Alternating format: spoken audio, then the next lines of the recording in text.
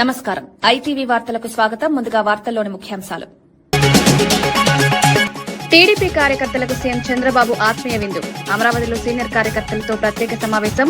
కార్యకర్తల సేవను గుర్తించిన సత్కరించిన సీఎం. పార్టీ ఐక్యతకు బలపరిచిన ఆత్మీయ కార్యక్రమం.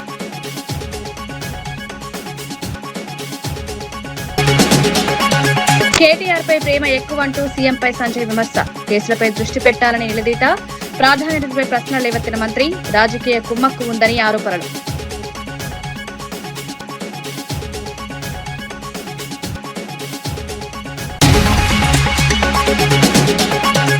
కేరళలో బీజేపీకి పెరుగుతున్న మద్దతు. రాష్ట్రంలో మార్పు స్పష్టంగా కనిపిస్తోందని ప్రధాని.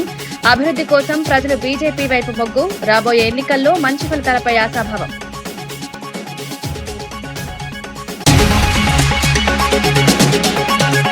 కౌశిక్ రెడ్డిపై శాశ్వత నిషేధం వేయాలని దయాకర్ డిమాండ్. అసెంబ్లీ గౌరవాన్ని కాపాడాలని సూచన. అనుచిత వ్యాఖ్యలపై కఠిన చర్యల విజ్ఞప్తి. కేటీఆర్ హరీష్ రావు క్షమాపణ చెప్పాలని డిమాండ్.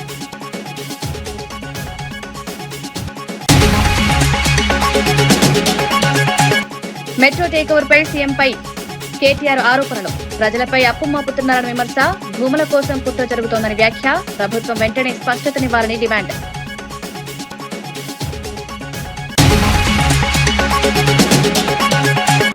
తెలంగాణ అసెంబ్లీలో ఎమ్మెల్యే పాడి కౌశిక్ రెడ్డి ప్రవర్తనపై సీఎం రేవంత్ రెడ్డి తీవ్ర ఆగ్రహం వ్యక్తం చేశారు. సభలో ఆయన ప్రవర్తన అసభ్యకరంగా ఉందని స్పష్టం చేశారు. నిబంధనలు ఉల్లంఘిస్తూ వ్యవహరించడం ప్రజాస్వామ్యానికి విరుద్దమని వ్యాఖ్యానించారు. ఎథిక్స్ కమిటీ ద్వారా విచారణ జరపాలని స్పీకర్ను కోరారు. దళిత స్పీకర్ను అవమానించేలా వ్యవహరించడం బాధాకరమన్నారు. సభ గౌరవాన్ని కాపాడాల్సిన బాధ్యత సభ్యులందరిదని సూచించారు. పరిస్థితి ఇలాగే కొనసాగితే బడ్జెట్ సమావేశాల వరకు సస్పెండ్ చేసే అవకాశం ఉందని హెచ్చరించారు. ఈ ఘటనతో అసెంబ్లీలో ఉద్రిక్తత నెలకొంది. రూల్ బుక్ అమెండ్ అయింది. ఈ బుక్ లో అధ్యక్ష page number 105 committee on ethics. ఈ రూల్ బుక్ లోనే 105 పేజీలో committee on ethics 288 rule number.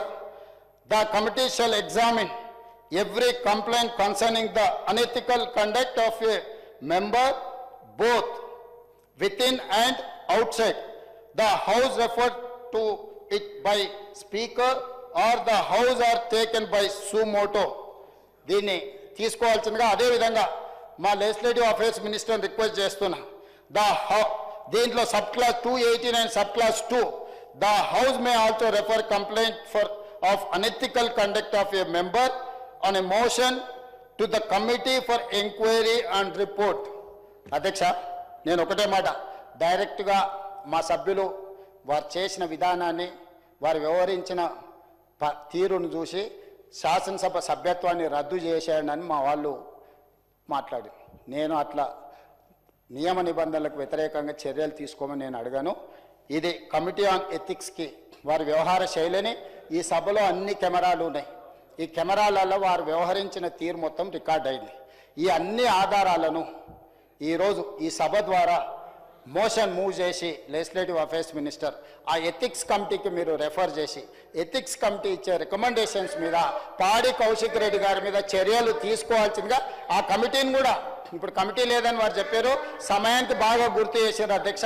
ఎంబడే ఎథిక్స్ కమిటీని కాన్స్టిట్యూట్ చేసి హరీష్ రావు గారి సూచన మేరకు తక్షణమే ఎథిక్స్ కమిటీని ఈ సభ ముగిసే లోపల మీరు అపాయింట్ చేసి ఈ కేసును దానికి రెఫర్ చేయాల్సిందిగా ఈ సభలో ఒక సత్సాంప్రదాయాన్ని రేపు భవిష్యత్తులో ఏ సభ్యుడైనా ఈ రకంగా బాధ్యతారహితంగా అసభ్యకరంగా అసహించుకునే విధంగా సీనియర్ సభ్యులకు అవమానం జరిగే విధంగా వ్యవహరిస్తే ఏ రకమైన చర్యలు తీసుకుంటామో భవిష్యత్ తరాలకు తెలంగాణ సమాజానికి ఒక దిక్సూచిగా ఉండే విధంగా చర్యలు తీసుకోవాలి. దయచేసి మళ్ళొక్కసారి నేను తమరికి విజ్ఞప్తి చేస్తున్న అధ్యక్ష, సభానాయకుడిగా బీఆర్ఎస్ శాసనసభ్యులు సీట్లలో కూర్చొని సహకరిస్తే తమరి విజ్ఞప్తి మేరకు సభలో కొనసాగించండి. వాళ్ళు సహకరించకుండా ఒక దళితుడు స్పీకర్గా కొనసాగడానికి వీలు లేదు, అతను సమర్థుడు కాదు సభను నడపడానికి అని ఒక సందేశాన్ని బయట ప్రపంచానికి ఇవ్వదలుచుకుంటే సభ్యులందరినీ రాబోయే బిజినెస్ ఈ బడ్జెట్ సమావేశాలు మొత్తానికి వాళ్ళని సభల నుంచి సస్పెండ్ చేయాల్సిందిగా పాడి కౌశిక్ రెడ్డి గారిది కమిటీ ఆన్ ఎథిక్స్ కి రెఫర్ చేయాల్సిందిగా తమరికి విజ్ఞప్తి చేస్తూ అవకాశం ఇచ్చినందుకు మీకు ధన్యవాదాలు తెలియజేస్తూ సెలవు తీసుకుంటున్నాను అధ్యక్ష. టీడీపీ ఆవిర్భావ దినోత్సవం సందర్భంగా సీఎం చంద్రబాబు నాయుడు అమరావతి నివాసంలో సీనియర్ కార్యకర్తలకు ఆత్మీయ విందు ఏర్పాటు చేశారు. మంత్రి నారా లోకేష్ తో కలిసి కార్యకర్తలను స్వాగతించారు. పార్టీ స్థాపన నుంచి సేవలందించిన కార్యకర్తలను ప్రత్యేకంగా ఆహ్వానించారు. వారి ఆరోగ్యం, కుటుంబ పరిస్థితులపై ఆరా తీశారు. పార్టీ కోసం చేసిన త్యాగాలను ఎప్పటికీ మర్చిపోమలేమన్నారు. కార్యకర్తలను కుటుంబ సభ్యుల్లా భావించి విందు ఏర్పాటు చేయడం తమ బాధ్యతగా భావిస్తున్నామన్నారు. కార్యకర్తలు ఈ ఆత్మీయతపై ఆనందం వ్యక్తం చేశారు. వస్త్రాలు, శాలువాలతో సత్కరించారు. ఈ కార్యక్రమం పార్టీ ఐక్యతను బలపరిచింది. కార్యకర్తల్లో ఉత్సాహం పెరిగింది.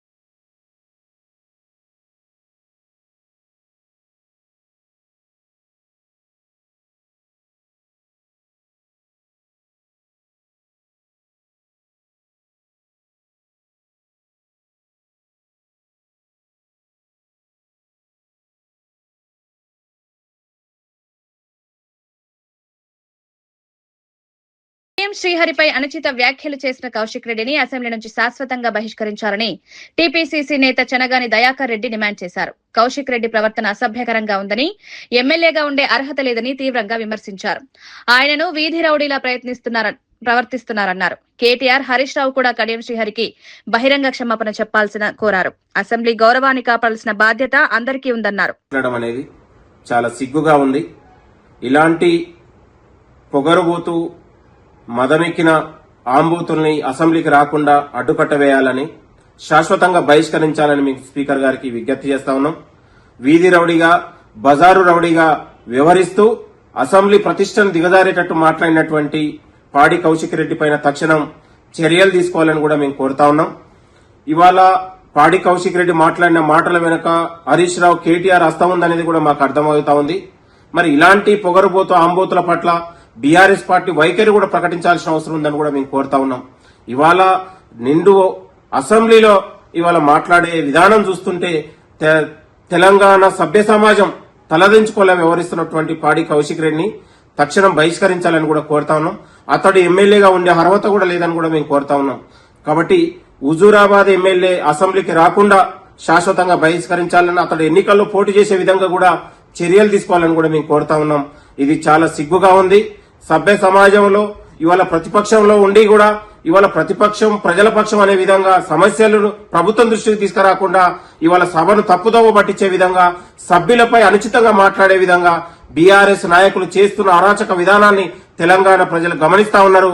కాబట్టి ఇలాంటి ఎమ్మెల్యేల పట్ల ఇలాంటి అనైతికంగా వ్యవహరిస్తున్నటువంటి పార్టీ కౌశిక్ రెడ్డిపై తక్షణం సస్పెండ్ చేసి బహిష్కరించాలి. ఇలాంటి పొగరబోతు ఆంబోతుల్ని అసెంబ్లీకి వచ్చే అర్హత కూడా లేదని కూడా మేము స్పీకర్ గారికి కోరుతా ఉన్నాం, రాష్ట్ర ప్రభుత్వాన్ని కూడా కోరుతా ఉన్నాం. కాబట్టి తక్షణం ఇవాళ కేటీఆర్ హరీష్ రావు ఇవాళ కడియం శ్రీహరి గారికి కూడా బహిరంగంగా క్షమాపణ చెప్పాలని కూడా కోరుతున్నాం. థ్యాంక్ యూ, నమస్తే.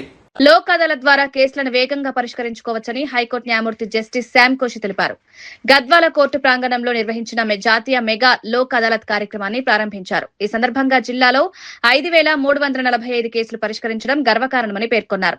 చిన్న చిన్న వివాదాలు కోర్టుల వరకు వెళ్లకుండా రాజీ మార్గంలో పరిష్కరించుకోవాలని సూచించారు. కోర్టుల్లో కేసులు పెడితే సంవత్సరాల పాటు సాగుతాయని, లోక్ అదాలత్ మంచి ప్రత్యామ్నాయమని వివరించారు. న్యాయవాదులు కూడా కేసులను త్వరగా పరిష్కరించేందుకు సహకరించాలని కోరారు.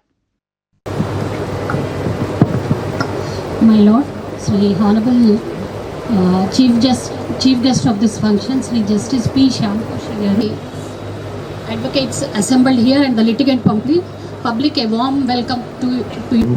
Administrative Judge Shravan Kumar garu, Member Secretary, ఇక్కడ వచ్చినటువంటి ఎస్ఎస్ఏ ప్రజానికానికి శుభాకాంక్షలు తెలుపుకుంటూ ఇంతసేపు నిరీక్షించిన దానికి కూడా ధన్యవాదాలు తెలుపుకుంటున్నాము.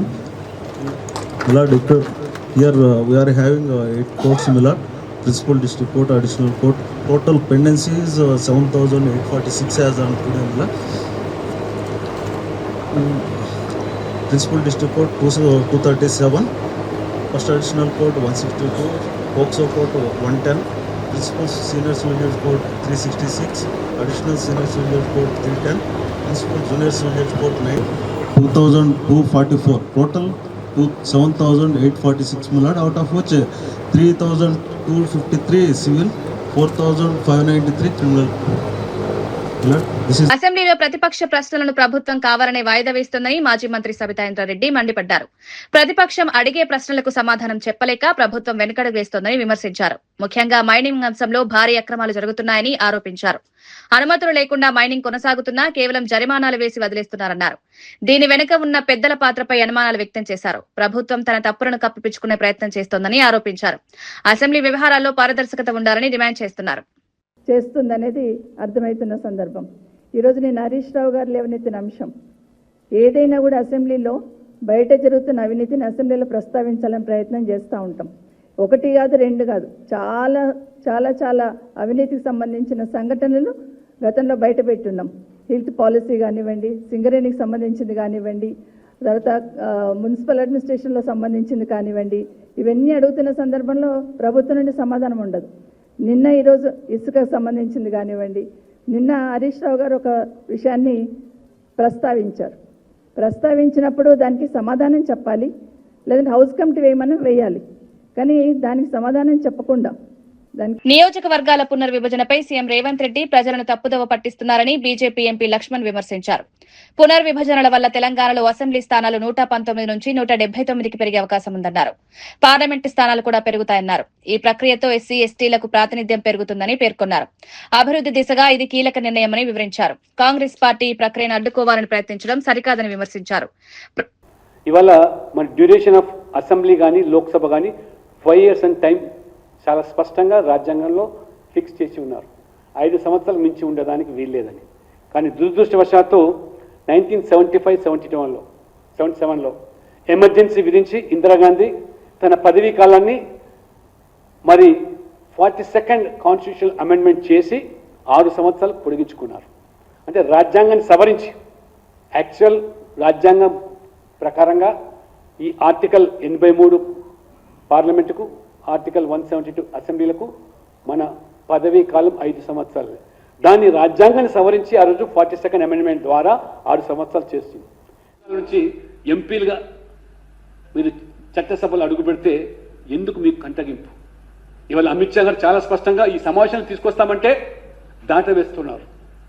ఎందుకు అంత తొందర అంటున్నారు? ఇవాళ ఎందుకు మీరు దడుచుకుంటున్నారు? ఇవాళ చాలా స్పష్టంగా చెప్పాడు వాళ్ళ అమిత్ షా గారు కూడా. మల్లికార్జున్ ఖర్గే గారికి ఎల్ఓపి లోక్సభలో రాహుల్ గాంధీ గారు మేము చెప్పాము, రాశాము. BRS working president KTR metro takeover అంశంపై సీఎం రేవంత్ రెడ్డిపై తీవ్ర ఆరోపణలు చేశారు. ఎల్ఎన్టీ సంస్థకున్న వేల కోట్ల అప్పును తెలంగాణ ప్రజలపై మోపుతున్నారన్నారు. మెట్రో ప్రాజెక్టు పేరుతో ఆర్థిక భారం పెంచుతున్నారని విమర్శించారు. సంస్థ అధికారులను బెదిరిస్తూ ఒప్పందాలు మార్చించే ప్రయత్నాలు జరుగుతున్నాయని ఆరోపించారు. విలువైన భూములను కైవసం చేసుకునేందుకు కుట్ర జరుగుతోందన్నారు. ప్రజల సంపదను దోచుకునే ప్రయత్నాలు జరుగుతున్నాయని మండిపడ్డారు. ప్రభుత్వం వెంటనే స్పష్టతనివ్వాలని డిమాండ్ చేశారు. మెట్రోని మేము 15,000 కోట్లకే కొన్నాం, చాలా గొప్ప పని చేసినామని చెప్పి ముఖ్యమంత్రి గారు సిగ్గు లేకుండా అబద్ధాలు చెప్తా ఉన్నారు. వాస్తవం ఏంది? 280 ఎకరాల ప్రభుత్వ భూమిని మెట్రోకి కేవలం ఆనాటి ప్రభుత్వం, రాజశేఖర రెడ్డి గారి ప్రభుత్వం లీజుకు మాత్రమే ఇచ్చింది. ఆ భూములు మనవే, ప్రభుత్వానికే, ప్రజల భూములవి. ఆ 280 ఎకరాలు వాళ్ళకు ఎల్ఎన్టీకి రాసివ్వలేదు, కేవలం లీజుకి ఇచ్చారు. లీజుకి ఇచ్చిన భూముల్లో ఎల్ఎన్టీ వాళ్ళు 18 కోట్ల స్క్వేర్ ఫీట్ల బిల్టప్ ఏరియా కట్టి దాని నుంచి వచ్చే ఆదాయంతో వారు సంపాదించుకోవాలా. తిరిగి ఆ భూముల్లో డెవలప్ చేసిన 18 కోట్ల చదరపు అడుగుల భవనాలతో సహా తిరిగి రాష్ట్రానికి అప్పజెప్పి పోవాలి. ఇది అగ్రిమెంట్. కానీ నిన్న ముఖ్యమంత్రి ఏమంటాడు? 22,000 కోట్ల ఆస్తిని మేము 15,000 కోట్లకి కొన్నాం, 7,000 కోట్లు మిగిలిచ్చినాం అంటుంది. ఇది ఎట్లుందంటే మీ భూమిని, మీ ఇల్లును మళ్ళీ మీరే తిరిగి కొనుక్కున్నట్టుంది. అంటే ఎంత సిగ్గు లేకుండా అబద్ధాలు చెప్తున్నాడు ముఖ్యమంత్రి అంటే. 15,000 కోట్ల లోను ఒక ప్రైవేటు సంస్థ బ్యాలెన్స్ షీట్ మీద ఉంటే దాన్ని రాష్ట్ర ప్రజల మీద రుద్దిందే సిగ్గుచేటంటే, ఎల్ఎన్టీ సిఎఫ్ఓను అరెస్టు చేస్తా అని బెదిరించి, మేడిగడ్డ బరాజు విషయంలో నేను చెప్పినట్టు ఇంటలేరని చెప్పి వాళ్ళని బెదిరించి బ్లాక్ మెయిల్ చేసి చివరికి మరి ఆ 280 ఎకరాల ప్రభుత్వ భూమి ఏదైతే ఇవాళ ఎల్ఎన్టీ చేతిలో లీజ్ రూపంలో ఉందో దాన్ని కొట్టేయడానికి ఈ దండుపాలెం బ్యాచ్ వేసిన ఒక కుట్ర, ఒక స్కెచ్ నిన్న ముఖ్యమంత్రి గారి ప్రకటన. ఎల్ఎన్టీ భూములు కావవి, అవి ప్రభుత్వ భూములే, అది ప్రజల సంపదనే. కానీ వాళ్ళ ప్రైవేటు సంస్థ నెత్తి మీద ఉన్న అప్పును ప్రభుత్వం నెత్తి మీద, ప్రజల నెత్తి మీద 15,000 కోట్ల అప్పు ఎందుకు రుద్దుతున్నాడో ముఖ్యమంత్రి సమాధానం చెప్పాలి. ఆ 280 ఎకరాల భూమి ఏదైతే ప్రజల సొత్తు ఉన్నదో దాన్ని ఏ రకంగా రేపటి రోజున మీరు వినియోగించబోతా ఉన్నారో సమాధానం చెప్పి తీరాలి. వాటిని అమ్ముతారా? నీ అనుయాయులకు కట్టబెడతావా? మరి ఇంకెవరికైనా లీజుకి ఇస్తావా? నీ దండుపాలెం బ్యాచ్ కు పుట్టాలు బఠానీ లెక్క పంచిస్తావా అనే అనుమానాలు ఇవాళ హైదరాబాద్ ప్రజల్లో బలంగా ఉన్నాయి. నేను ఒక్క మాట సూటిగా రేవంత్ రెడ్డిని అడుగుతా ఉన్నా. కేంద్ర ప్రభుత్వం ఒప్పుకోలేదు ఎల్ఎన్టీ చేతిలో ఉంటే, అందుకే ఎల్ఎన్టీని తీసుకోవాల్సి వచ్చింది అంటున్నాం. మరి ఇదే కేంద్ర ప్రభుత్వం, ఆనాడు కూడా ఇదే బీజేపీ ప్రభుత్వం ఉంది. మేము హైదరాబాద్ రాయదుర్గం నుండి ఎయిర్పోర్ట్ కు 32 కిలోమీటర్లు హైదరాబాద్ మెట్రోని పొడిగించాలని చెప్పి టెండర్ చేశాం. పూర్తిగా పనులు కూడా ప్రారంభించి శంకుస్థాపన కూడా చేసినాం. ఆ రోజు కేంద్ర ప్రభుత్వం ఏమీ అభ్యంతరం చెప్పలేదే. ఆ రోజు మున్సిపల్ మంత్రిగా నేనే ఉన్నాను. మరి మాకు చెప్పిన అభ్యంతరం నీకెందుకు చెప్తున్నది? ఏమైనా కాయిదాలు ఉన్నాయా? ఎల్ఎన్టీ ఒప్పుకోకపోతే మేము ఫండింగ్ చేయమనే కాయిదాలు ఉన్నాయా? ఇవన్నీ ముఖ్యమంత్రి గారు పుట్టించిన కాకమ్మ కబుర్లు, ముఖ్యమంత్రి చెప్తున్న కాకమ్మ కబుర్లు. ఆ రోజు హైదరాబాద్ ఎయిర్పోర్ట్ మెట్రోకి మేము కూడా ఆనాడు ఎల్ఎన్టీ చేతిలో ఉన్న రాయదుర్గం నుంచి ఎయిర్పోర్ట్ కి ప్రతిపాదించాం. మీరు రాగానే దాన్ని రద్దు చేసినారు. మరి ఆ రోజు కేంద్ర ప్రభుత్వం అభ్యంతరం చెప్పకపోతే ఈ రోజు ఎందుకు చెప్తుంది? ఇదంతా ముఖ్యమంత్రి గారు అల్లిన ఒక కాకమ్మ కథ. ఖచ్చితంగా 280 ఎకరాలు కొట్టేయడానికి వేసిన ఒక స్కెచ్. ఈ భూదందాకు, భూమాఫియాకి ముఖ్యమంత్రి గారే దండుపాలెం ముఠాకు నాయకుడిగా మారి వాళ్ళ ఎల్ఎన్టీ సిఎఫ్ఓను జైల్లో ఇస్తాను బెదిరించి, మేడిగడ్డ బరాజ్ విషయంలో కూడా ఆయన చెప్పినట్టు ఇంటలేరనే ఒక కోపంతో చివరికి వాళ్ళ మెడ మీద కత్తి పెట్టి ఆ 280 ఎకరాలను లాక్కునే కుట్ర తప్ప ఇంకొకటి కానే కాదు. ఇందులో హైదరాబాద్ ప్రజల ప్రయోజనాలు లేవు, మెట్రో ప్రయోజనాలు లేవు. 22,000 కోట్ల ఆస్తి, అది ఎన్నటికైనా హైదరాబాద్ ప్రజల ఆస్తి, తెలంగాణ ప్రజల ఆస్తి. దాన్ని తిరిగి మనమే కొనుక్కోవడం ఏదైతే ఉందో ఇది ఉల్టా మన భూమికి, మన హక్కుకి, మన ప్రాపర్టీకి మనమే పైసలు పెట్టి తిరిగి కొనుక్కోవడం ఏదైతే ఉందో ఇది ఖచ్చితంగా పెద్ద కుంభకోణం తప్ప మరొకటి కానే కాదు. నిజంగానే ఈ విషయంలో చిత్తశుద్ధి ఉంటే ఒక సిట్టింగ్ హైకోర్టు జడ్జితో వెంటనే విచారణకు ఆదేశించాలని చెప్పి కూడా మా పార్టీ తరఫున మేము ప్రభుత్వాన్ని డిమాండ్ చేస్తా ఉన్నాం. అసెంబ్లీలో స్పీకర్ తీరుపై మాజీ మంత్రి తలసాని శ్రీనివాస్ యాదవ్ తీవ్రంగా స్పందించారు. పార్టీ మారిన ఎమ్మెల్యేలను బీఆర్ఎస్ సభ్యులుగానే గుర్తించిన తర్వాత వారు స్పీకర్ వైపు ఎందుకు కూర్చున్నారని ప్రశ్నించారు. తమ నిరసనను తప్పుదోవ పట్టించేందుకు వారికి మైక్ ఇవ్వడం సరైందా అని నిలదీశారు. ప్రతిపక్ష హక్కులను కాలరాస్తున్నారని విమర్శించారు. 2 సంవత్సరాలుగా హౌస్ కమిటీ ఏర్పాటు చేయలేదని ఆగ్రహం వ్యక్తం చేశారు. అసెంబ్లీ వ్యవహారాల్లో పారదర్శకత అవసరమని సూచించారు. ప్రజాస్వామ్య విలువలను కాపాడాల్సిన బాధ్యత స్పీకర్దేనన్నారు. కాకుండా సభలు జరిగినటువంటి సందర్భాలలో వాళ్ళు పద్దులు పెట్టడం మంత్రులు, ఒకవైపున హౌస్ ఆర్డర్లో లేనటువంటి సందర్భంలో మా సభ్యులం మేమందరం కలిసి పోడియం వరకు వెళ్ళి మేము మా డిమాండ్ చేస్తుంటే దీన్ని మొత్తం డైవర్ట్ చేయడానికి, అంటే జరిగింది తప్పిదమని ఆల్రెడీ తేలిపోయిన తర్వాత దీన్ని ఈ అటెన్షన్ డైవర్ట్ చేయాలని స్పీకర్ గారు కడియం శ్రేయర్ గారికి, దానం నాగేందర్ గారికి, కాలే యాదయ్య గారికి మైక్ ఇచ్చాడు. 4 రోజుల కిందనే కదా మీరు తీర్పిచ్చింది వాళ్ళు మా పార్టీ వాళ్ళని. మరి మా పార్టీ వాళ్ళందరూ మేము పొడియం దగ్గర కూర్చున్నప్పుడు వాళ్ళు ఏ పార్టీ అని మీరు మైక్ ఇచ్చిర్రు, ఏ పార్టీ అని మమ్మల్ని తిట్టిపిచ్చిర్రు అంటే డెమోక్రసీలా ప్రజలు ఇవన్నీ గమనించారనేటువంటి భావన మీకుందా? రెండోది కడియం శ్రేయర్ గారు మాట్లాడుతూ ఏదైతే భూముల మీద హౌస్ కమిటీ వేస్తాన్నారు ముఖ్యమంత్రి గారు అని చెప్తూ నా ఇంటికే కూడా పీక్కోలేరు అనేటువంటి అక్కడ జరిగినటువంటి కాన్వర్జేషన్. ఇక్కడ వైపు నుంచి కౌశిక్ మీరు ఏ పార్టీ చెప్పాలి అని ఒక వైపున స్పీకర్ వైపు చూపిస్తూ, రెండో వైపున శ్రేయర్ గారి వైపు చూపిస్తూ, ఆయన అఫీషియల్ గా స్పీకర్ గారు వీరికేం మైక్ ఇవ్వలేదు. ఈయన స్థానం నుంచి ఈయన ఎక్కడికి పోలేదు. కౌశిక్ సభ జరిగినప్పుడు ఆర్డర్లు లేనప్పుడు చాలా అంశాలు జరుగుతుంటాయి, కానీ ప్రొసీజర్స్ ఏంది, రూల్స్ రెగ్యులేషన్స్ ఏంది, మైక్ అవకాశం ఇచ్చినప్పుడు దాంట్లో ఏమైనా వల్గర్ గా మాట్లాడినటువంటి సందర్భాలు వచ్చినప్పుడు ఎథిక్స్ కమిటీ అని ఇంకో కమిటీ అని చెప్పి రెఫర్ చేస్తారు. ఇప్పుడు దీని ఎథిక్స్ కమిటీ లేదు. ఫస్ట్ ఆఫ్ ఆల్ గడిచిన 2.5 సంవత్సరాల నుంచి అసెంబ్లీలో ఏ కమిటీలు లేవు. ఎమ్మెల్యే యశస్విని రెడ్డి బీఆర్ఎస్ ఎమ్మెల్యే పాడి కౌశిక్ రెడ్డిపై తీవ్ర విమర్శలు చేశారు. సభలో పెద్దలైన కడియం శ్రీహరిని గౌరవించకుండా మాట్లాడడం సరికాదన్నారు. సభలో చర్చ జరుగుతున్న సమయంలో సమయాన్ని వృధా చేస్తున్నారని ఆగ్రహం వ్యక్తం చేశారు. కొత్త ఎమ్మెల్యేలకు ఇది సరైన సందేశం కాదని పేర్కొన్నారు. సభ్యుల ప్రవర్తన వల్ల సభ గౌరవం దెబ్బతింటుందన్నారు. కౌశిక్ రెడ్డిపై వెంటనే చర్యలు తీసుకోవాలని స్పీకర్ను కోరారు. ఒక తండ్రి లాంటి వాళ్ళు కడియం శ్రీహరి గారు మా అందరికీ కూడా ఒక తండ్రి లాంటి వాళ్ళు, వయసులో పెద్దవాళ్ళు, ఎప్పటి నుంచో కూడా శాసనసభ్యులుగా ఉన్నారు. అట్లాంటి వారికి మర్యాద ఇవ్వకుండా ఎట్లా పడితే అట్లా మాట్లాడి నిన్నటి నుంచి చూస్తున్నాము. అది డిమాండ్ల మీద మాట్లాడుతుంటే చర్చ జరుగుతుంటే కొత్తగా సబ్జెక్ట్ ఏమైనా నేర్చుకుందామని ఇంట్రెస్టింగ్గా విందాం అనుకుంటే నూతన సభ్యులం ఎంతో మంది ఉన్నాం. సభా సమయాన్ని కూడా వృధా చేస్తున్నారు. ఎంక్వైరీ అన్నారు, పర్సనల్గా టార్గెట్ చేసి మంత్రి గారిని మాట్లాడుతున్నారు. వాళ్ళకి ఏదైనా వేరే అజెండా ఉంటే బయట చూసుకోవాలి. మరి ఇప్పుడు సభలో మేము నేర్చుకోవాల్సింది రాజకీయ పార్టీల గురించి చేయాలా, లేకపోతే ప్రజలకు కావాల్సిన సమస్యలు. కేరళలో నిర్వహించిన సభలో ప్రధాని నరేంద్ర మోదీ కీలక వ్యాఖ్యలు చేశారు. రాష్ట్ర ప్రజలు బీజేపీ వైపు మొగ్గు చూపుతున్నారని తెలిపారు. పార్టీ కార్యకర్తలు అహర్నిశలు శ్రమిస్తూ బీజేపీ బలోపేతానికి కృషి చేస్తున్నారన్నారు. కేరళ రాజకీయాల్లో మార్పు స్పష్టంగా కనిపిస్తోందని పేర్కొన్నారు. ప్రజలు ప్రత్యామ్నాయాన్ని కోరుకుంటున్నారన్నారు. అభివృద్ధి, పారదర్శక పాలన కోసం బీజేపీ కట్టుబడి ఉందన్నారు. కేంద్ర ప్రభుత్వ పథకాలను ప్రజలకు చేరవేయడంలో కార్యకర్తలు కీలక పాత్ర పోషిస్తున్నారన్నారు. రాబోయే ఎన్నికల్లో బీజేపీకి మంచి ఫలితాలొస్తాయని ఆశాభావం వ్యక్తం చేశారు. पॉलिटिकल वायलेंस के कारण अपना जीवन खोया है। मैं आज केरलम की मेरी ये पहली चुनाव सभा में उन सभी कार्यकर्ताओं को इस मंच से आदरपूर्वक श्रद्धांजलि देता हूं। സുഹൃത്തുക്കളെ, ഈ മാറ്റത്തിന് പിന്നിൽ കേരളത്തിലെ ജനങ്ങളുടെ അനുഗ്രഹമാണ്. ഇതിന് പിന്നിൽ കേരളത്തിലെ ബിജെപിയുടെ ലക്ഷക്കണക്കിന് വരുന്ന പ്രവർത്തകരുടെ അധ്വാനമാണ്. നമ്മുടെ എത്രയോ പ്രവർത്തകർ രാഷ്ട്രീയ ആക്രമണങ്ങളിൽ ജീവൻ ബലി നൽകി. ഇന്ന് ഇവിടെ ഈ തവണത്തെ തെരഞ്ഞെടുപ്പിലെ എന്റെ ആദ്യത്തെ യോഗത്തിൽ വെച്ച് ഞാൻ ആ പ്രവർത്തകരുടെ മുമ്പിൽ പ്രണമിക്കുന്നു. एनडीए सौहृदगढ़े केरलम को सुंदरतम क्यों कहा जाता है, इसका एहसास हमें पालक्काड़ आते ही हो जाता है। हमारा पालक्काड़ केरलम का प्रवेश द्वार है।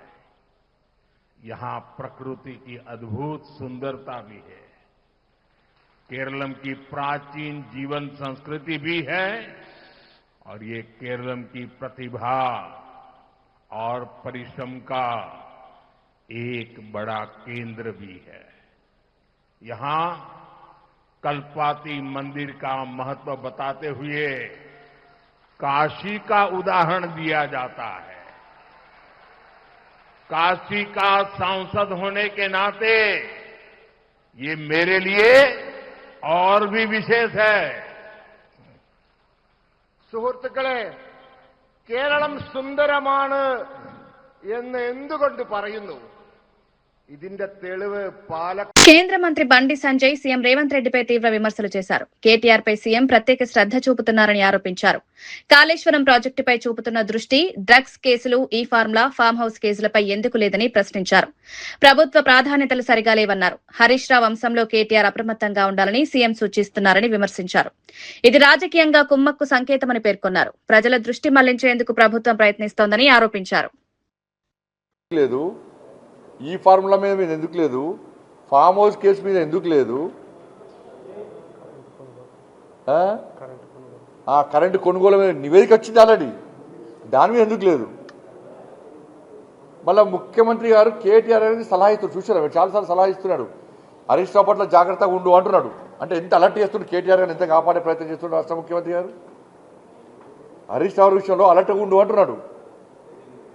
అంటే కేటీఆర్ గారికి ఏ విధంగా నీడలకు వివరిస్తున్నాడు.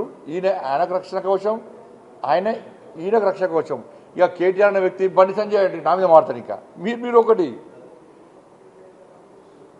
హరీష్ రావు గారి మీద కసి, ఆ కోపము కేటీఆర్ గారి మీద ఎందుకు తగ్గింది నీకు అంటున్నా. ఈ మధ్య రహస్య ఒప్పందాలు మీ ఇద్దరి మధ్యలో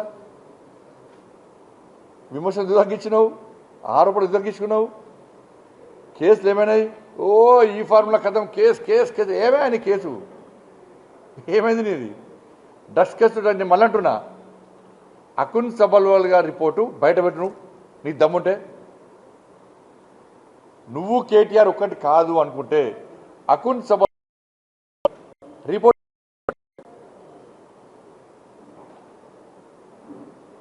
రిపోర్టు మాయం చేసింది ఎవరు?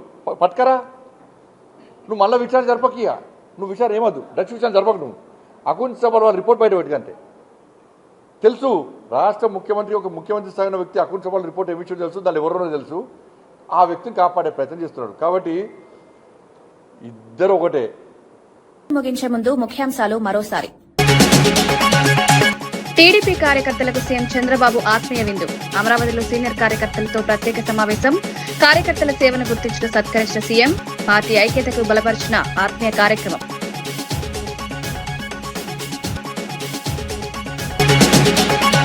కేటీఆర్ పై ప్రేమ ఎక్కువంటూ సీఎంపై సంజయ్ విమర్శ. కేసులపై దృష్టి పెట్టాలని నిలదీత. ప్రాధాన్యతపై ప్రశ్నలు లేవెత్తిన మంత్రి. రాజకీయ కుమ్మక్కు ఉందని ఆరోపణలు.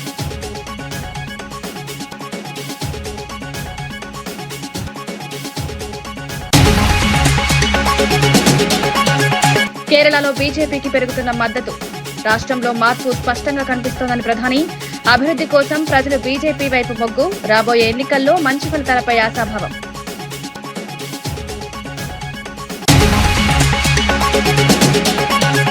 కౌశిక్ రెడ్డిపై శాశ్వత నిషేధం వేయాలని దయాకర్ డిమాండ్. అసెంబ్లీ గౌరవాన్ని కాపాడాలని సూచన. అనుచిత వ్యాఖ్యలపై కఠిన చర్యల విజ్ఞప్తి. కేటీఆర్, హరీష్ రావు క్షమాపణ చెప్పాలని డిమాండ్.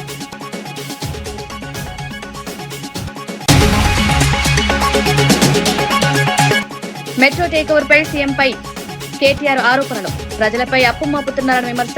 భూముల కోసం కుట్ర జరుగుతోందని వ్యాఖ్య. ప్రభుత్వం వెంటనే స్పష్టతనివ్వాలని డిమాండ్.